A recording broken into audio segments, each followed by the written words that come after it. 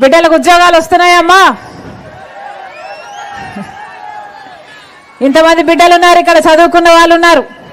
ఏమా ఉద్యోగాలు వస్తున్నాయా?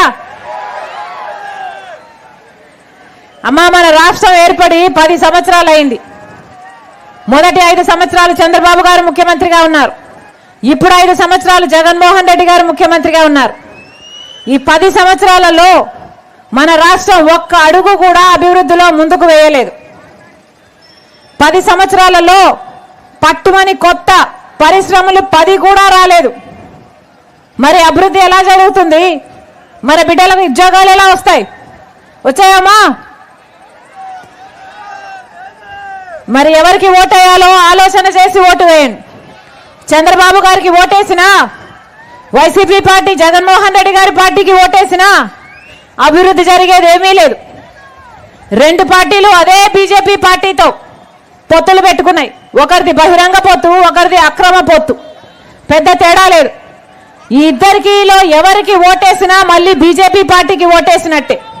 పోనీ బీజేపీ పార్టీ మనకు ఏమైనా చేసిందా అంటే, ప్రత్యేక హోదా ఇవ్వలేదు బీజేపీ పార్టీ, పోలవరం ఇవ్వలేదు బీజేపీ పార్టీ, రాజధాని కట్టలేదు బీజేపీ పార్టీ, మన బిడ్డలకు ఉద్యోగాలు ఇవ్వలేదు బీజేపీ పార్టీ, రైతులకు 2 చేస్తామన్నారు, ఆదాయం చేయలేదు బీజేపీ పార్టీ, ప్రతి పేదవాళ్ళ అకౌంట్లో 15 లక్షలు వేస్తామన్నారు బీజేపీ పార్టీ. ఏ ఒక్క వాగ్దానము నిలబెట్టుకోకపోయినా ఒక పక్క చంద్రబాబు గారు, ఒక పక్క జగన్మోహన్ రెడ్డి గారు అదే బీజేపీ పార్టీ కొంగు పట్టుకొని వేలాడుతున్నారు.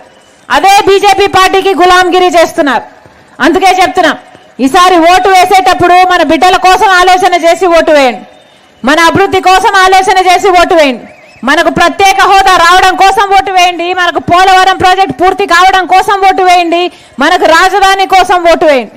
మళ్ళీ చెప్తున్నాం, ఒక్క కాంగ్రెస్ పార్టీ మాత్రమే ఈరోజు ప్రజల పక్షాన నిలబడిన పార్టీ. మీరు కాంగ్రెస్ పార్టీని ఆశీర్వదించండి. 10 సంవత్సరాల ప్రత్యేక హోదా తెస్తుంది కాంగ్రెస్ పార్టీ. మళ్ళీ రాజశేఖర్ రెడ్డి గారి సంక్షేమ పాలన ప్రతి ఇంటి గడపకు తీసుకొస్తుంది రాజశేఖర్ రెడ్డి బిడ్డ. మనస్ఫూర్తిగా కాంగ్రెస్ పార్టీని ఆశీర్వదించండి.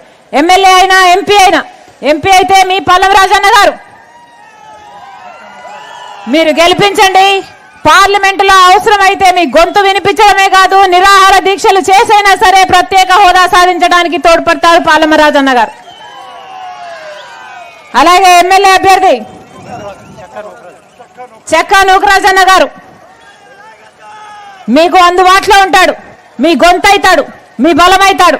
మనస్ఫూర్తిగా ఆశీర్వదించాలని మరొకసారి ఎండను సైతం లెక్క చేయకుండా వచ్చిన ప్రతి అక్కకు, ప్రతి చెల్లికి, ప్రతి అన్నకు, ప్రతి తమ్ముడికి మీ రాజశేఖర రెడ్డి బిడ్డ శిరస్సు వంచి చేతులు జోడించి మనస్ఫూర్తిగా నమస్కరించుకుంటాను.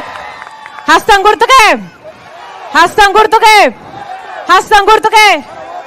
అమ్మా హస్తం గుర్తు మర్చిపోకండి. అమ్మా చేయి గుర్తు, చేయలేకపోతే ఏమీ లేదు. అవునా? రాజశేఖర రెడ్డి గారి గుర్తు ఆశీర్వదించండి.